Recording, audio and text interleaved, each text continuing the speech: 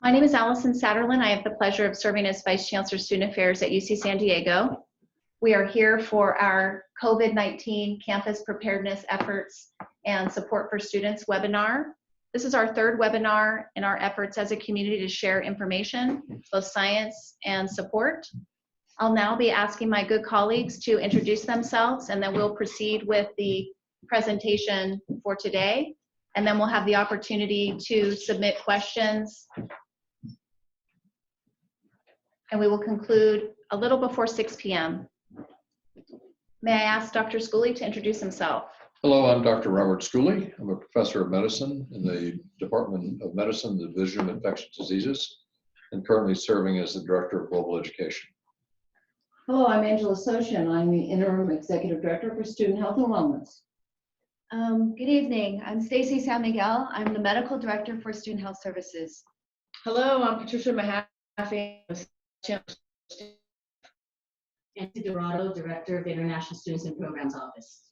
We also have the pleasure of having Annie Horton with us, who serves with the UC San Diego Medical System. Dr. Schooley. Thanks very much, Dr. Satterlund. We are now entering a new phase of the COVID experience, and we'll be seeing things change over the next several weeks to months. And we wanted to take the opportunity today to talk to you about the preparations that have been underway here at UC San Diego and to get some feedback from you about advice from you about how better to communicate what we're doing. First thing I want to make clear is this virus, coronavirus shown to you on the left, is not a new virus. It's one that has been around for hundreds of thousands of years and has been present in animals around us, including bats. And there have been multiple introductions of cousins of the current coronavirus that we're dealing with from other species into humans and into beef, into cattle, and into pigs. So this is not a new virus that came from China. This is a virus that has been around us and arose from animals that live with us on the planet. And we've been seeing this forever, and we'll continue to see this as long as we are a global community. In a very nice presentation given in Boston on Tuesday, the director of the China CDC presented the evolution of events in China.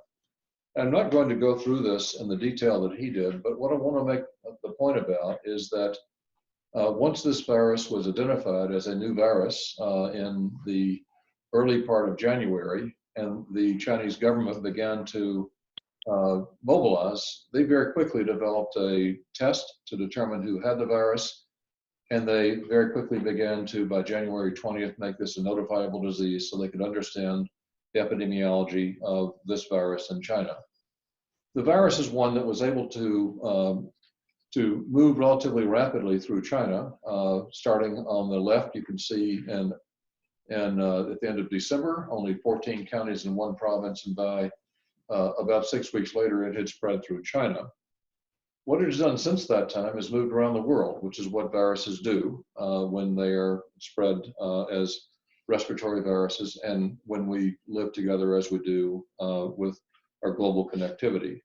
The virus has now reached the United States. These are data from as recently as yesterday to make the point that when we're talking about Chapter 2, we're talking about how we are going to need to respond to the virus as it arrives in the US. I want to say a little bit about the disease itself and make the point that it's mainly a disease that shows up as a viral pneumonia. Most people have fever, some people have cough, but for most people, the illness is one that is self-limiting and goes away over the period of several days to as much as a week and a half. The most common features of the disease are fever and a dry cough. But as you can see, about half the people have a cough and don't have fever. So this is a disease that is really not one that usually appears like influenza, where a lot of the symptoms are runny nose and dry eyes. It's really one that initially shows up primarily as a systemic illness with fever. But I want to emphasize that the symptoms are not specific, and you can see that some people have sore throats, some people have chills, and it's important to realize that this is a virus that can appear in many ways, but the most common finding is fever. It's also important to realize that 97% of people recover from this virus over the course of a relatively short period of time. If you look at the green arrows, these are the people who go to full recovery, and you can see that people who have mild disease, and that's almost 50% of people, recover extremely quickly, and very few of them go on to more severe disease or death. You can see that people with moderate and severe disease, and even people who present critically, for the most part, recover with the kind of medical support that we're able to provide these days. And when you look at where the biggest clinical impact is, it's mainly in people who are older. This shows you the data from China, showing you that if you look at the overall number of cases, the greatest number of cases occurred in people between 50. By far, the people who had the most trouble with it were people in their 70s and 80s. So this is a disease that is most commonly a problem for older people. You can see that younger people, ages in the range of students here at UC San Diego, do very well. But it's important for you to realize that although you do very well clinically, you can carry the virus and transmit it to other people. And so one of the reasons that we are anxious to try to identify people who have the virus, even if their disease won't be serious, is to slow the spread of the virus through our community, not because we think you're going to get extremely ill yourself. What did China do about this? What China did about this was, when they recognized what a significant problem it was, they decided that they would institute a nationwide pause, and they had 1.4 billion people stay home for 10 days so that the transmission of the virus would be interrupted. And they sent healthcare workers to the epicenter of the virus outbreak and took care of the people who were there. And what's happened since that time has been remarkable. You can see here the how rapidly the new cases have fallen in China since this intervention. My point here is to make the point that we can have the same thing happen here by taking some of the same steps that we learned from China.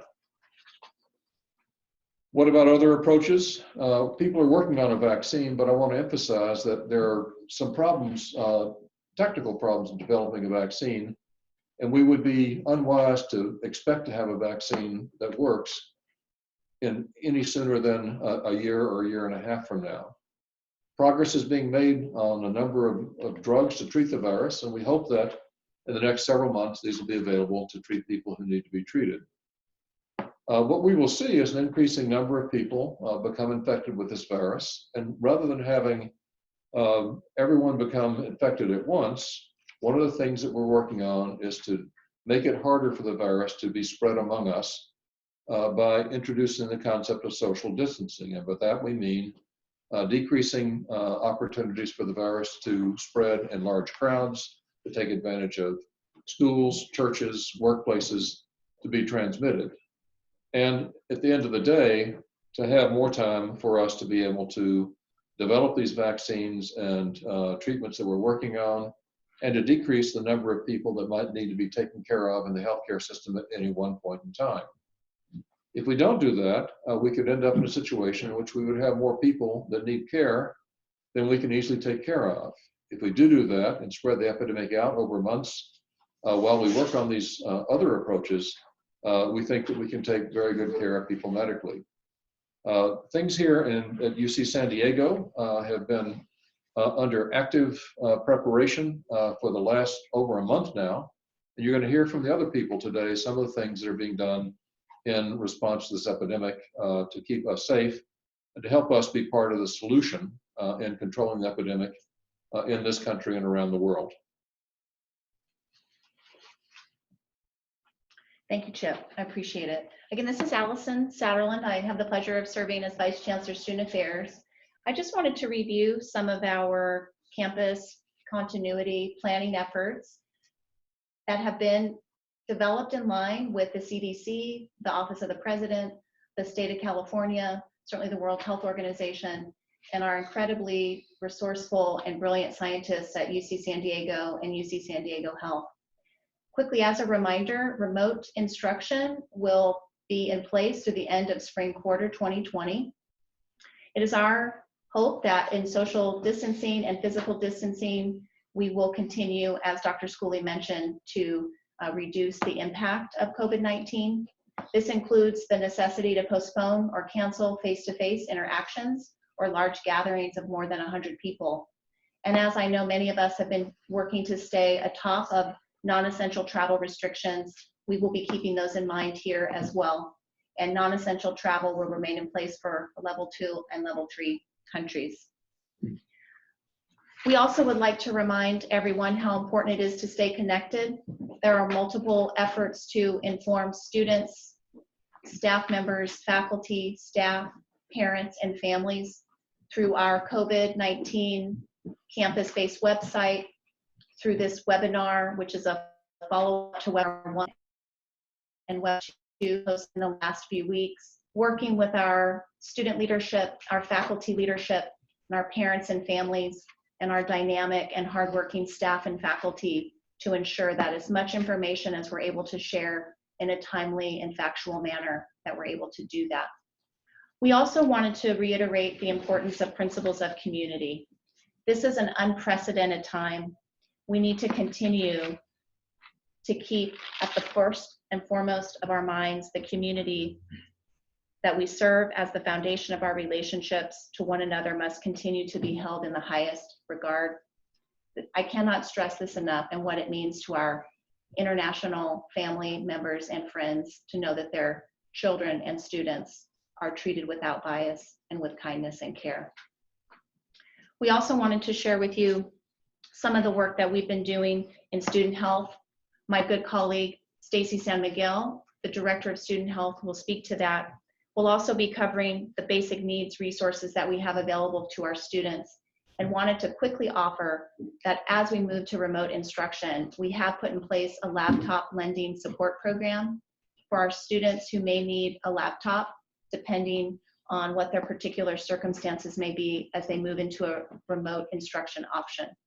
So if you are in need of a lending, if you are in need of a laptop over the spring quarter, please email vcsa@ucsd.edu, and we will work with you directly to secure a laptop for you. We also want to be available to support students who may be challenged by remote instruction opportunities. It's our intention to ensure that the quality of education at UC San Diego continues to be outstanding. So if you have a challenge, we'll work with our specific partners to ensure that those are addressed. Again, you can email vcsa@ucsd.edu. We also want to share the important partners in this work. We wanted to reiterate to our families and parents of our students the outstanding student-facing support that we have for both our undergraduate students and our graduate students. Each of our colleges has a Dean of Student Affairs. You'll see their contact information, both phone and email, on this slide. We also want to recognize the important resource that our academic department student affairs officers and academic advising professionals can support students with various decisions that may need to be made. We recognize that a number of these choices that are presented to you need to happen in consultation with your loved ones. And again, we want you to have as much information as possible to make the best decisions possible. Your Associated Students Presidents and leadership are also available to you. And our Assistant Dean of Student Affairs in the Graduate Division, April Bjornson, and our President of the Graduate Student Association is also available to provide support. Again, we recognize what a dynamic circumstance this is. As we continue to encourage various methods for getting information out to friends and family members and staff and faculty and students, we strongly urge you to sign up for Triton Alerts. You'll find on this slide direction to sign up for a Triton Alert. If you haven't already done so, please do visit blink.ucsd.edu/safety, and you'll find the directions for signing up for a Triton Alert. And most importantly, please, coronavirus.ucsd.edu is the primary source for updated information on our main campus website. It's where we're working to link all of our continuous communications so they can be made available to you in one location. So again, please make sure to bookmark coronavirus.ucsd.edu on your laptop or in your phone. I would now like to turn this over to my good colleague, Dr. Stacie San Miguel, to speak to the ways we've been preparing our student health services. Thank you, Alysson. So just to let you all know that student health services will be remaining open. We're considered an essential service. So even if the campus closes, student health will remain open to serve any students that remain. We are having full service at this time, and we have been working very hard with our staff to make sure that our triage processes minimize any exposure of healthy students with sick students. So we are working very closely to try to protect students. First of all, it's very important if you have those symptoms of fever and respiratory symptoms such as cough or difficulty breathing, we really want people to call student health first, 858-534-3300, or go through your My Student chart and contact the advice nurse. The first form of protection would be to put a mask on. So we really want those that are concerned and have respiratory symptoms to have a mask on before they even enter our building. So currently, there's been a lot of questions about testing for the SARS-CoV virus, the one that causes a COVID-19 disease. Currently, our test is only being done for high-risk patients under the guidance of the San Diego County Public Health and UC San Diego Health Infection Prevention Team. This test has been being ordered on a case-by-case basis. I think students have been wondering if they can just come in and have it done. At this time, we don't have the capability of doing that type of testing, but certainly if someone comes in and they have symptoms and they have risk factors, we will certainly evaluate them to see if they qualify for testing. Also, as students make plans, some of you may be planning on leaving and going home for spring break and maybe not even coming back right after spring break happens. For that reason, we are prepared to provide a 2-month supply of prescriptions if needed. UC Ship is allowing prescriptions for a 2-month supply to cover the rest of this quarter and also for the beginning of next quarter. If you have any refill needs, please contact our student health pharmacy or contact your primary care provider through My Student chart. Referrals, just a reminder for those students that have UC Ship, you will be able to see providers or doctors, physicians, either primary care or specialty care near your house.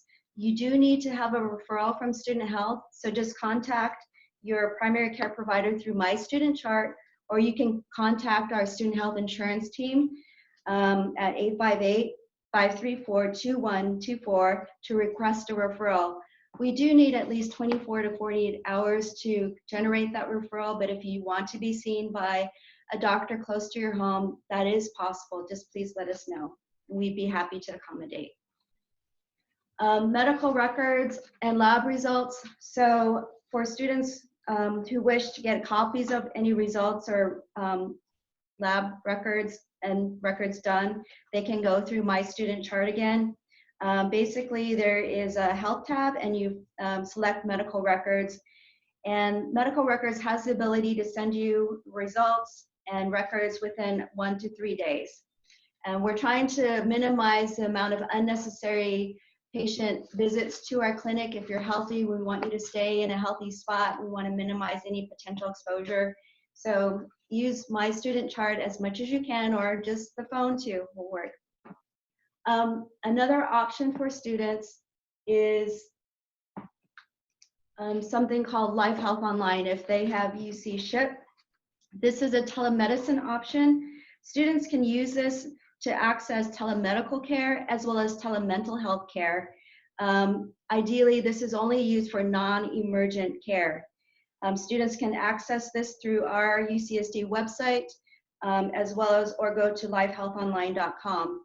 Currently, there are coupon codes on our website, but you can just visit our website and also the CAPS website for more information. And then if you need any guidance, please feel free to contact the advice nurse through My Student Chart, or you can call our general number 858-534-3300. There is no charge for nurse advice. It is free to all students regardless of insurance, and this phone number can be used at any time of the day, any day of the week. When student health is open, you'll be talking to one of our friendly, kind student health nurses, and when we are closed, we have an after-hours nurse advice service that provides care. Thank you, Dr. San Miguel. I'm going to turn this over now. I just wanted to mention on the Thank you. medical side, that our CAP to be able to, one, keep urgent care open for visits on campus, but that almost all of the CAPS providers, if not all of the CAPS providers, are also able to provide video and mental health by your own CAPS providers. So that access to mental health support services through the CAPS team will be fully available to the student body. Excellent. Thank you, Dr. Scioscia. Dr. Mahaffey, can you talk with us a little bit about some of our basic need support? Yes, thank you, Alysson. So we know that some of our students may be disproportionately affected by the impact of all these changes. Basic needs refers to the most essential resources required to thrive as a student, which includes access to nutritious food, stable housing, and financial wellness resources. On our campus, we have an array of robust basic needs services, and any student who has difficulty accessing sufficient food to eat every day or who lacks a safe and stable place to live and believes this may be affecting their academic performance is encouraged to contact the Triton Food Pantry or the Basic Needs Hub. We have an online basic needs assistance form that students are welcome to fill out to get connected to resources. We have a Triton Food Pantry and our Basic Needs Hub that will remain open throughout spring break and throughout spring quarter. And we will be able to connect students to CalFresh benefits, as well as getting them connected to any housing resources if they need that. We also have a grocery shuttle that will be operating over spring break that's been quite popular with students, and we'll be taking students down to local grocery stores. But we have a fabulous staff ready and poised to help students that are experiencing any basic needs issues. As far as our student organization events go, we are encouraging and recommending the cancellation or postponement for any events over 100. Also for any events on campus or group visits greater than 15. Our Associated Students has ceased funding for any event over 100 for spring quarter to encourage our student organizations to not coordinate events over 100 people. And if student organizations are choosing to move ahead with an organization, organizational event, we are strongly recommending they follow CDC prevention strategies. We are not funding future student travel during this period, and our student organizations advisors in the Center for Student Involvement are available to help our student organizations and our student leaders navigate their process and decision-making around this. Our staff and student leadership are working really hard to think through and provide alternative options for student programming, helping our students stay connected during a time when they may feel a little disconnected to campus. And our university centers will remain open and accessible for students, including our restaurants at this time. Thank you, Patty. We'll turn this over now to our ISPO director, Ms. Dulce Dorado. Yes, hi everyone. The International Students and Programs Office is here to support our international students, especially with any of their visa, travel, and regulatory questions. We will remain open through finals week and into spring break and into the spring quarter. Our office hours are Monday through Friday from 9 a.m. to 4 p.m. and we're located in Student Center B, which is across Mandeville Auditorium on the corner of Gilman Drive and Mandeville Lane. Our primary way of corresponding or contacting our office is by email. Our email address is istudents@ucsd.edu, or you can visit our website at istudents.ucsd.edu. In addition, we've received many questions from our international students and our international parents regarding travel, visa, and how this will impact our students. We do have an information, frequently asked questions on our website. It's ispo.ucsd.edu/news/coronavirus-info.html. The most common question that we are receiving from our students is about travel and considering whether or not students will be remaining here at UC San Diego or traveling during the spring quarter. If you are staying in the United States and are enrolled in the spring 2020 term, your CVIS record will remain active.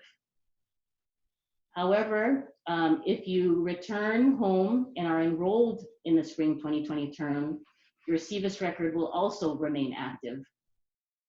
For the students, if you return home and are enrolled in the spring term, your CVIS record will end with an authorized early withdrawal, and then you will then have to contact the International Students and Programs Office when you're ready to return to the United States. At that time, we'll assist you with the documents that you will need in the visa application process so that you can return to the United States. Again, we have a frequently asked questions page, so please refer to that on our website, which is again, istudents.ucsd.edu.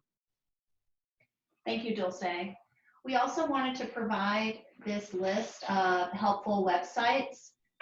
I mentioned earlier in our conversation trying to ensure that the campus website, which will be linked to multiple websites with specific special population, special program information, is available across campus, but that the best website is the coronavirus website for students, which you'll see posted here, coronavirus.ucsd.edu, and that holds all of the communications from the main campus, as well as helpful information that we have been working to keep the community informed with.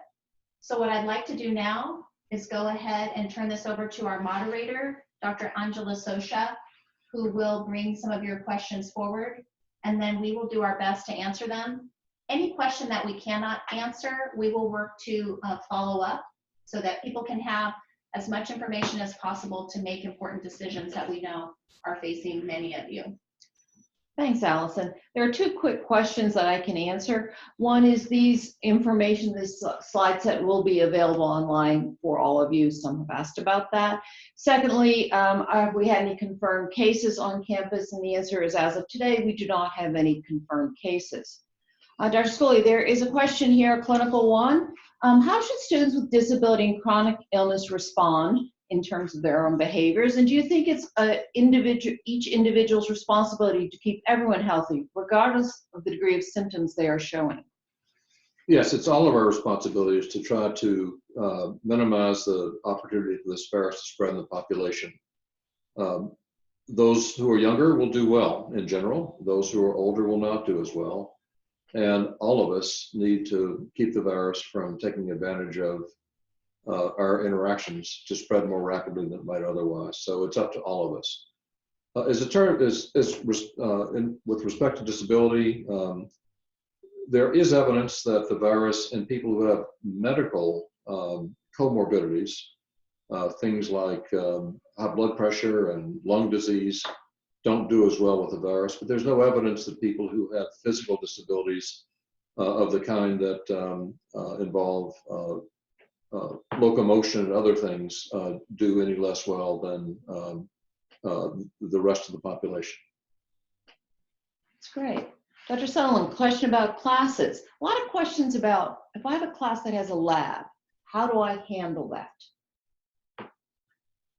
This is an important question. My recommendation would be that you work directly with the academic advisor in your department, because each department is working creatively to support their particular curriculum and the various labs and experiential education opportunities, the curriculum itself So my guidance would be to connect with your academic department's advisor. If for some reason you can't make immediate contact, I know that the Dean of Undergraduate Education, Dean Moore, would be very happy to assist, as would our office. Right, as a follow-up, a couple of questions regarding, has the decision been made whether classes will be online for a portion or the entire spring quarter? So it's our understanding per the campus communication that went out this afternoon. It's circulating across 80,000 different email addresses right now. Let me go ahead and read directly from the statement, so we're all working from the same document. So UC San Diego continues to prioritize the health and wellness of our community members amid the national health emergency associated with novel coronavirus. The campus remains open to fulfill the needs of our educational and research missions, but we are taking steps to maximize social distance by minimizing face-to-face interactions. We understand that students have difficult circumstances, and our goal is to provide as much information as possible to inform rational choices. To that end, in keeping with the current public health directives taken for the spring quarter, instruction for the entirety of the spring quarter will be delivered remotely, and more details can be found at the main campus website. Thank you. Ms. Mahaffey, some questions about housing. Will there be housing available for students who choose to have housing during the spring quarter to be on campus for their housing? Yes, they are able to stay on campus over spring quarter in on-campus housing. That's great. And other services such as food and nutrition, the regular campus? Dining halls will be open, university centers will be open with different restaurants, and any student that's experiencing any basic needs difficulties are encouraged to come into the basic needs hub. Great, thank you. Dr. San Miguel, there's some questions here about the testing and in-house, homegrown, the quality of the testing. Do you want to speak to our comfort that the testing that we are using and is available to us, the meeting standards? Yes, well, we're currently using the test through our reference lab, which is called Quest. Quest is handling pretty much all the COVID-19 testing for all the UC Student Health Service clinics, and is a very highly respected reference lab and highly trusted. We're not doing it in-house. We're getting the specimens in-house, but we're not doing the testing in the clinic. So I have full confidence that we are in good hands with Quest.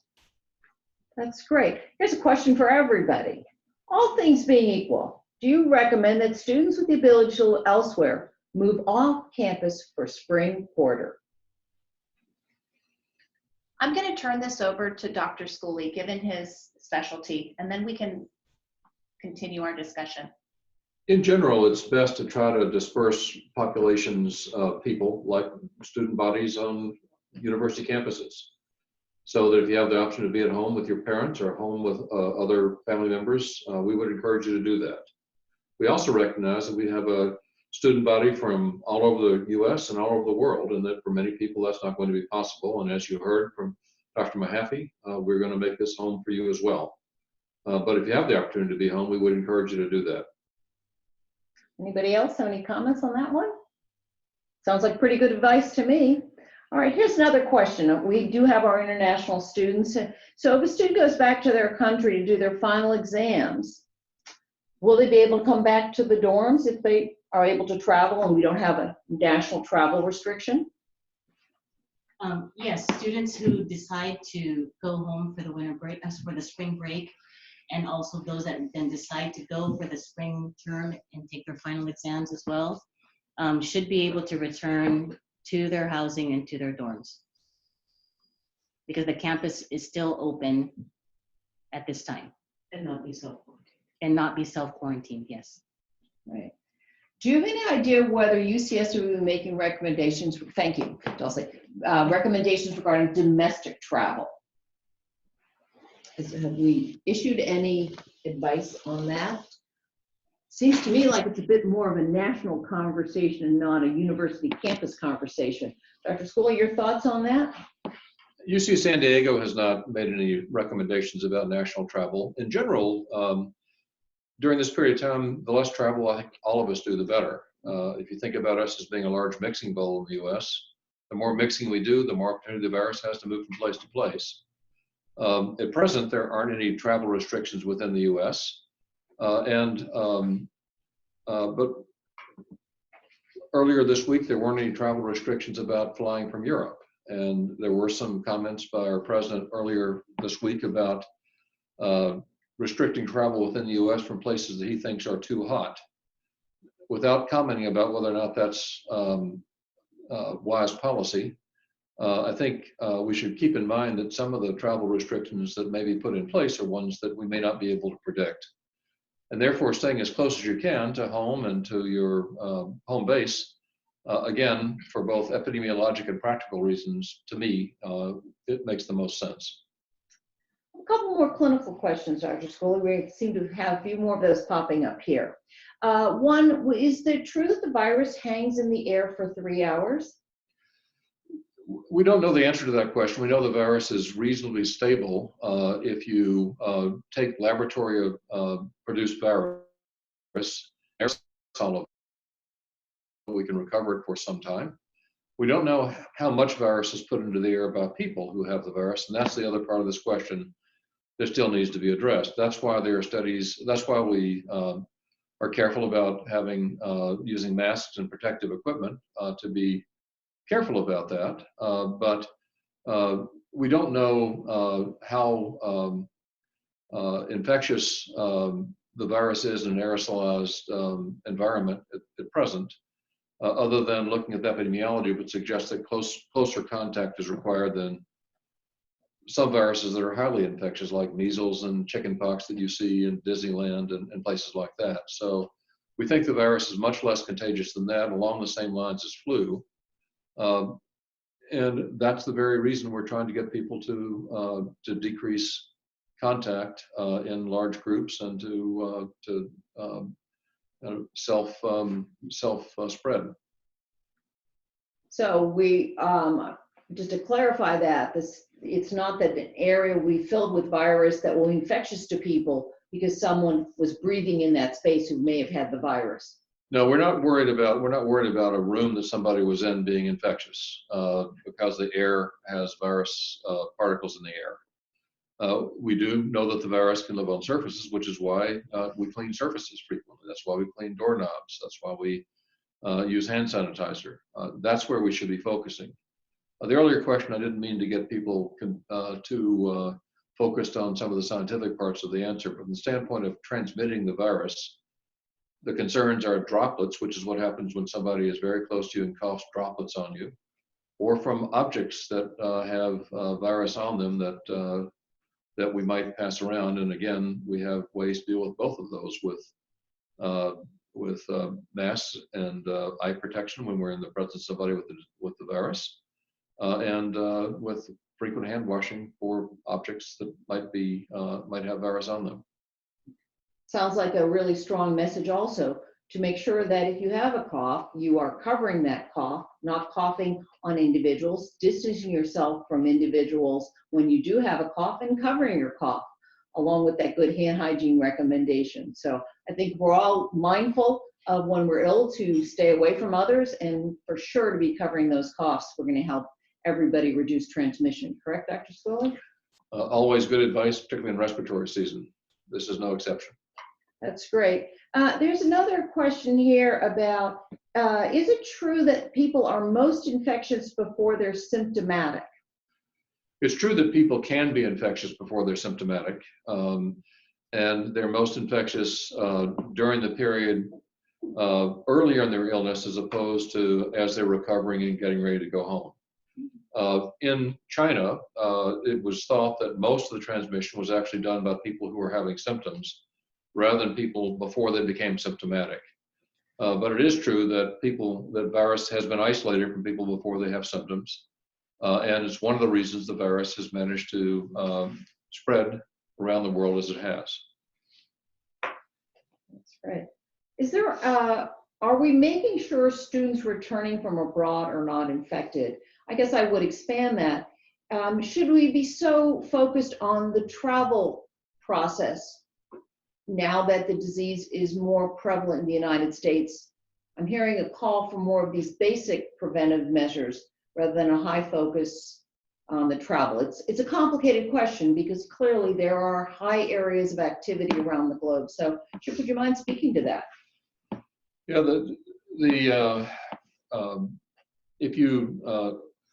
if people are traveling into an area from a place where there is a lot of an infectious agent, including coronavirus, being transmitted, they're more likely to bring the virus with them. But if you already have the virus in the community you're in, stopping new people from coming in won't stop the virus from being there. It's already here. That's where we are in the US. It's also important to recognize that because the tests that we currently use to identify the virus in the nasopharyngeal compartment in your mouth can in fact frequently be negative, even when people are beginning to have symptoms. The advice you heard from our president last night about doing heavy screening of people in Europe before they're allowed to travel to prevent them from bringing virus into the United States is scientifically incorrect. We are not able to screen people on a given day and know that they don't have the virus with our current test, because they can have the virus, they can be incubating the virus, and not present with the disease for several more days. So trying to screen travelers at airports and trying to screen travelers before they travel is very bad public policy. Thank you. A question, Ms. Mahaffey, from a parent. If our child plans to attend spring classes and they paid for their contract, but hearing all of this, they decide that they would like to stay home for the spring, would they be able to get a refund if they'd already paid for that housing? Yes, they are able to get a refund. They are encouraged to make that decision quickly. So by the end of March, I think March 29th is the deadline for that, to withdraw for a full refund, and then also to get a prorated refund on housing. Great, thanks very much. A couple parents had concerns about that because I think people are really carefully assessing where they should spend their spring quarter. Yes. Thanks very much. Will there be a transcript of this conversation, or just the PowerPoint or an audio? Details about how this format will be shared with others. So yes, on the coronavirus.ucsd website, a recording of this webinar will be on that site, but also a copy of the PowerPoints. Thanks. Another question, a perception that are students required to move out of the dorm in spring? No, there's no requirement that students move out of their housing in spring. They can stay on campus, or they can choose to move home. It's up to them. So it's an individual decision that students will make with their families in the next few weeks. And if I understand it correctly, if they have chosen to have a housing contract, they can spend part of the time at home and then spend part of the time on campus. Is that correct? That's correct. And if they choose to forego their housing for spring quarter and they have a 2-year housing guarantee, they will have that housing guarantee intact for fall as well. Thanks. There's some questions here that are more not student focused, but just because we have colleagues that are employees of the university, about working from home and how the institution is trying to help with this. Dr. Satterlund, would you like? Yeah, so it's a really important question and essential for the excellence of the university, that we recognize the many ways in which our staff contribute. Today, our Chief Human Resources Officer, Nancy Resnick, did provide to the campus management community the resources for making determinations about remote work, as well as making determinations about various schedules for some on campus and some remote, and making determinations around what we might refer to as designated employees. We know some of our staff members have specific responsibilities on campus and that their work requires them to be on campus, and they will need special accommodations in order to make sure that in certain high peak times of responsibility, such as what we're seeing with extra instructional support needs extra support for cleaning services on our campus, making sure that all of our staff have the resources that they need for this unprecedented experience.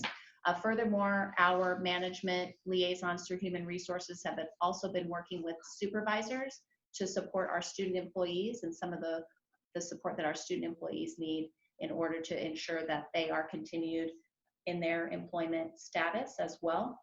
So again, I would encourage folks to visit the COVID-19 website where this guidance was provided campus-wide and is available for close review and discussion with your supervisors and your staff members. Thanks so much. And because we started late, we're going to stay open a little bit longer because there have been quite a few questions here. Regarding working remotely, there was one question that this was only available to individuals who had children at home. No, that's not accurate, though we certainly understand how challenging that will be for those of us who do have children. If your children are not able to attend school or attend their child care center activities. But no, these accommodations, this is a need for the university to ensure that all of our staff have the various tools and schedules to work in the best way possible, keeping in mind health of our staff and social. So my recommendation would be to visit the covid.ucsd.edu website. Read carefully the information that's been provided by our Chief Human Resources Officer today. Review those questions with your supervisor and with your team.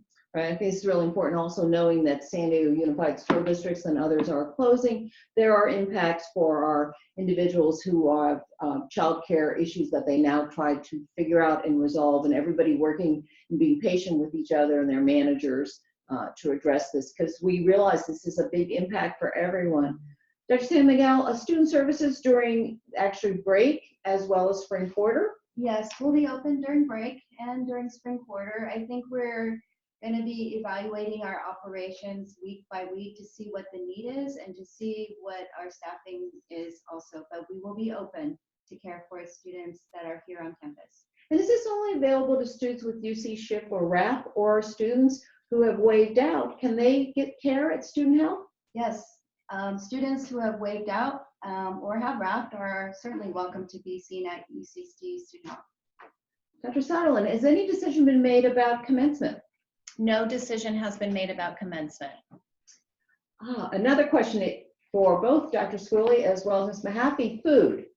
Should we be concerned about eating food that others have prepared for us? Will dining be open? Dining is open. They have changed some of their practices, so all food is not self-serve. It is served for students.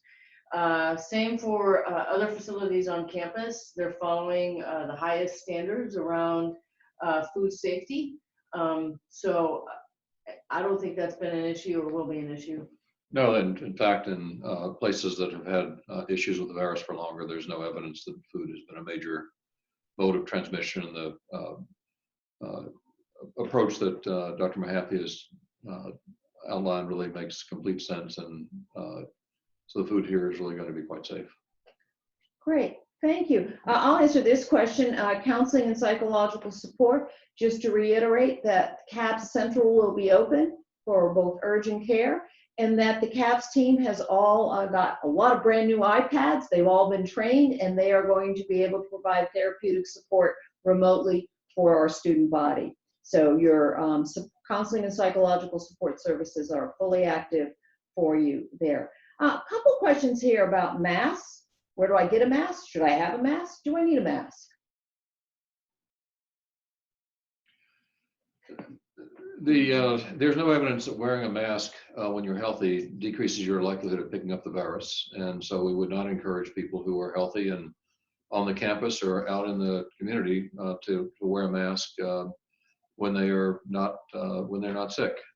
We do put masks on people who are sick because when they cough, this prevents the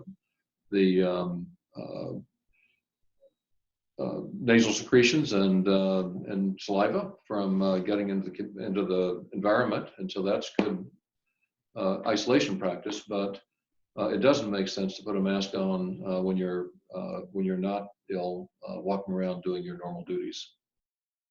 Thank you. And Dr. San Miguel, are masks being used in the student health setting and when we have students who have respiratory infections? Yes, definitely. As soon as any student who comes to student health services, if they have fever or any respiratory symptoms, we will ask them to put a mask on. And even if the symptoms are due to allergies or anything like that, I think we're just being super cautious during this time and asking anyone with any respiratory symptoms to wear a mask while they're within student health.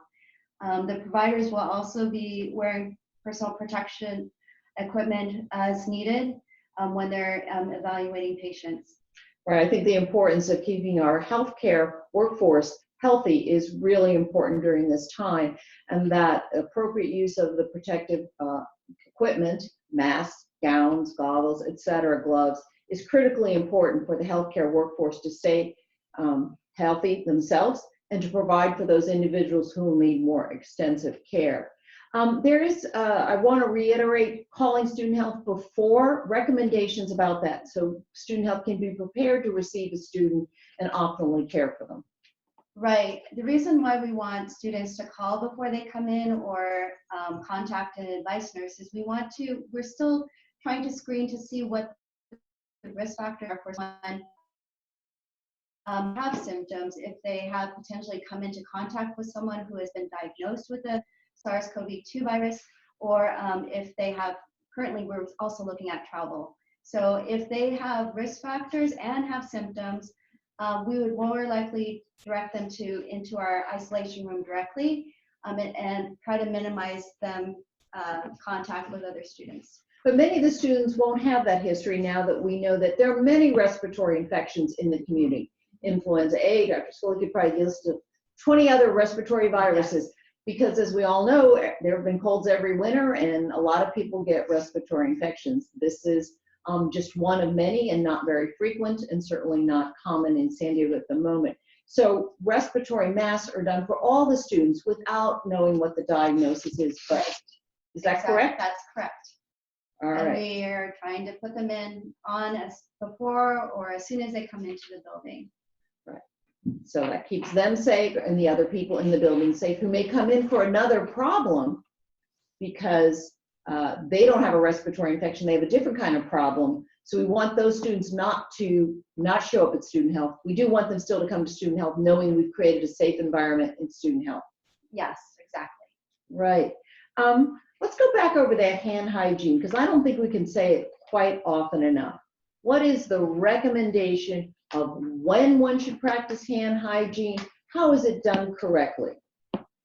Well, certainly I think using the hand sanitizer gel is effective. I think I've heard rumors that the students don't believe that it's true. But even within our clinic, we are using the hand sanitizer usually before we see a patient, after we touch a patient, before we enter a room, after we leave a room. I think anytime you touch a surface, it's good to use hand sanitizer and after you eat. Hand washing is encouraged, especially if your hands are dirty or before eating or after you go to the bathroom, using soap and water. And usually when you're using soap and water, you want to do it for a good 20 seconds to make sure that you wash your hands properly. Great. Anything else to add on that? Nope, well said. The hand sanitizer does work. This virus, luckily, is a virus that has a very easily disrupted soap bubble around it. It doesn't, when we hit it with hand sanitizer, with soap, the virus is not able to, doesn't remain viable and can't be transmitted.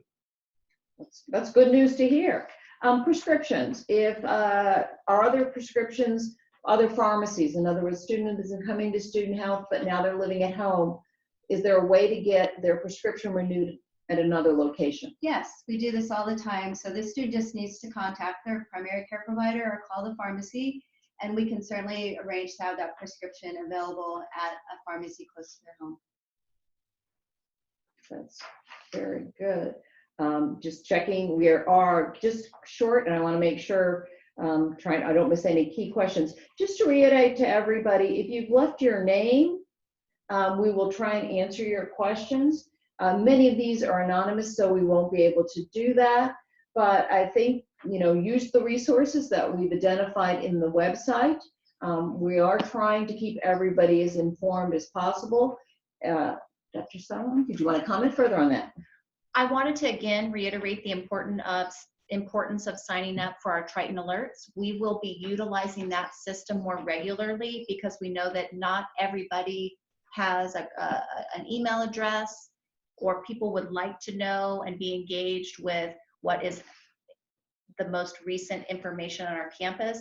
And we'll be using Triton alerts to share links to updated information that's posted on our UC San Diego COVID-19 website. So please, I thank you, Dr. Scioscia, for the opportunity to reiterate that as we prepare to close our webinar this evening. That's great. Thanks, everyone. This has been very interesting. I've learned a few things. I hope everybody else has as well. We will continue to offer these webinars if we feel there's a need. Feedback on the webinars is greatly appreciated. And again, please tap into the resources that are available to you. We want to answer all questions for everybody and make you feel supported. There's a lot of preparation that's gone on to the last few weeks and will continue to be ongoing, and we will update our practices and policies as the situation comes. Everyone have a wonderful evening and weekend, and wash your hands. Thank you. Thank you.